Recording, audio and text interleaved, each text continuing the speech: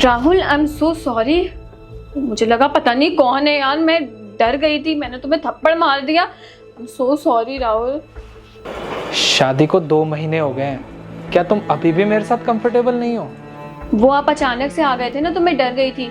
मुझे लगा पता नहीं किसने मुझे पीछे से पकड़ लिया है, इसलिए मैंने आपके ऊपर हाथ उठा दिया।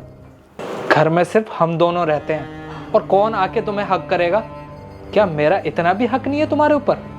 हक है, बिल्कुल हक है। वो एक्चुअली हमारी अरेंज मैरिज हुई है ना, इसलिए मैं बिल्कुल भी कंफर्टेबल नहीं हो पा रही हूँ। आई होप कि आप समझेंगे। 2 महीने हो गए हैं। अरे शादी हुई है हमारी, कोई खेल नहीं है। और अगर तुम इस रिश्ते से खुश नहीं हो तो तुम मुझे बता सकती हो ना, ये तुम्हारी लाइफ में कोई और है वो भी मुझे बता सकती हो। मैं ये शादी ही तोड़ दूंगा।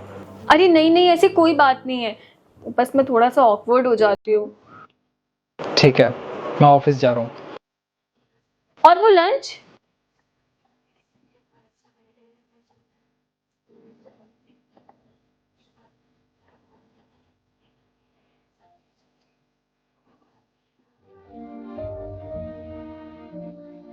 हेलो।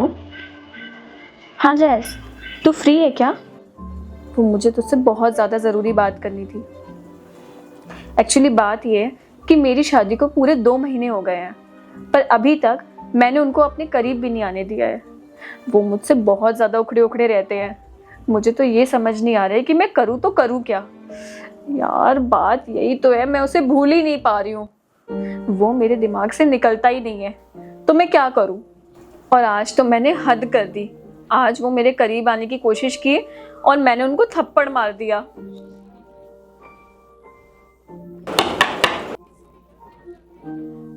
राहुल, तुम यहाँ? तुम ऑफिस नहीं गए? जा रहा था मैं, लेकिन मुझे तुमसे कुछ बात करनी थी।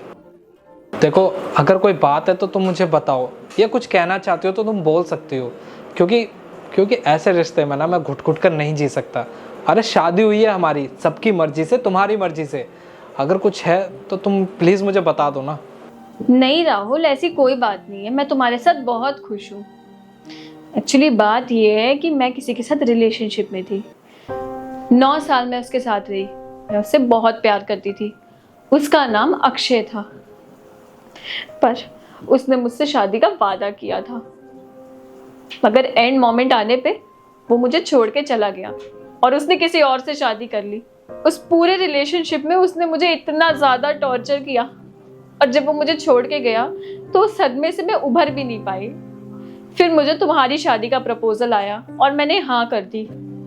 मैंने सोचा था कि अगर मैं तुमसे शादी करूंगी तो मैं उसे भूल जाऊंगी, पर ऐसा नहीं हुआ। और तुम्हारे साथ रहते रहते भी मैं तुम्हें अपने करीब नहीं आने दी, क्योंकि मुझे ट्रस्ट इश्यूज हो गए थे। उसने मेरे साथ इतना बड़ा धोखा किया था कि मुझे किसी भी मर्द जात पे कोई भी भरोसा नहीं रहा। और मैं जानती हूँ कि इसमें गलती तुम्हारी नहीं है, गलती मेरे पास्ट की है। और मैं तुमसे वादा करती हूँ कि मैं उसे भुला दूंगी और तुम्हारे साथ एक नई शुरुआत जरूर करूंगी।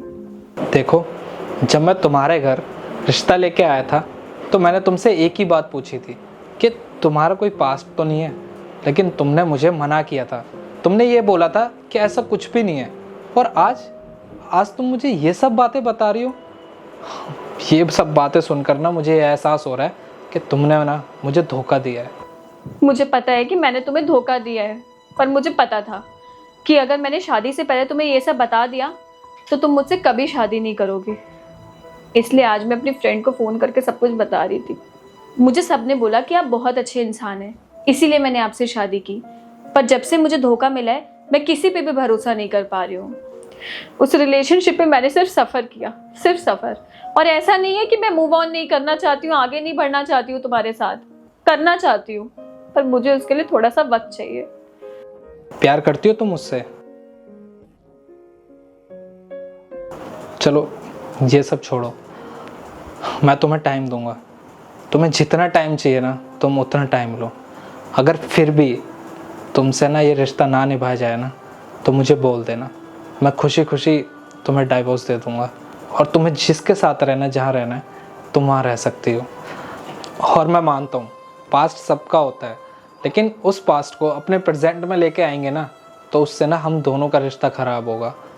देखो, मैं मानता हूँ जब शादी होती है ना तो दोनों जने एक दूसरे के लिए अनजान होते हैं, लेकिन फिर भी वो एक दूसरे के साथ रिश्ता निभाते हैं और एक दूसरे को समझते हैं।